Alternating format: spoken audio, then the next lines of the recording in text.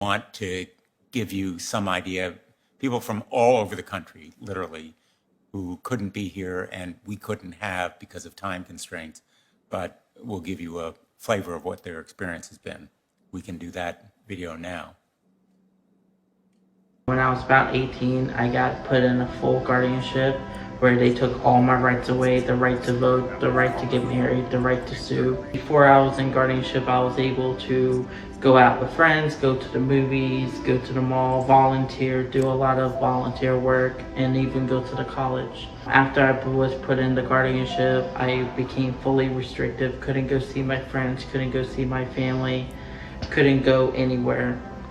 I got my rights back in 2016, where I was able to get all my freedom back with the supported decision-making agreement and be able to make my own decisions with people I trust. I was in a group home. I did not want to be there.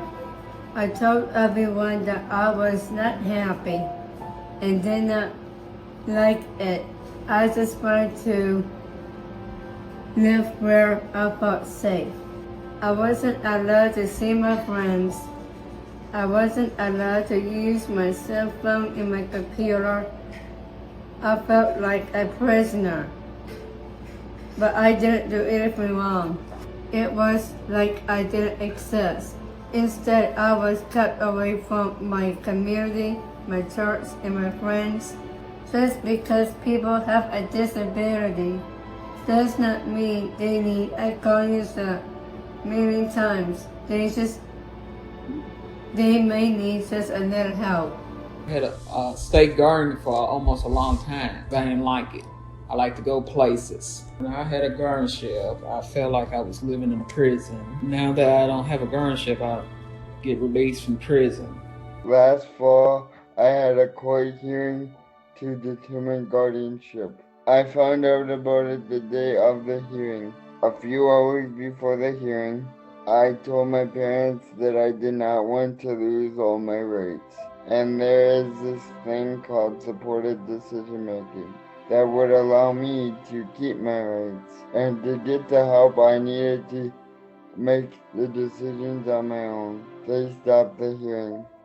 They got more information about supported decision making, and we decided to use it along with a power of attorney for finances and health. This allows me to keep my rights to make decisions. The judge placed me under a professional guardian.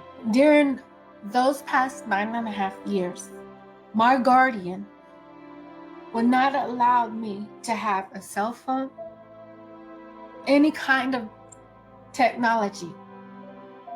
She restricted me from my friends, my family, and she didn't even take in consideration of where I wanted to live. And she didn't even let me get my own clothes. I am so happy that I am off of guardianship so I could live my life.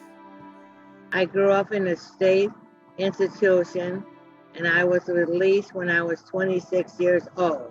I was required to have a guardian to get out of the institution. After living in the community for 3 years, I decided I didn't need a guardian. My guardian went to court with me, and the judge ended the guardianship.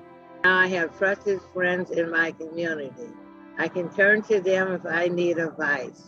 I remain in control of my life. My mom was trying to teach me how to be an adult by teaching me how to manage my money and what was important. The judge did not like me having a debit card to put gas in my car. She also did not understand why my mom was having me save money for tuition and car insurance. I wanted to go to school, but she said we spent my money on anything. I do not feel that the judge treated me like a human. She never talked to me.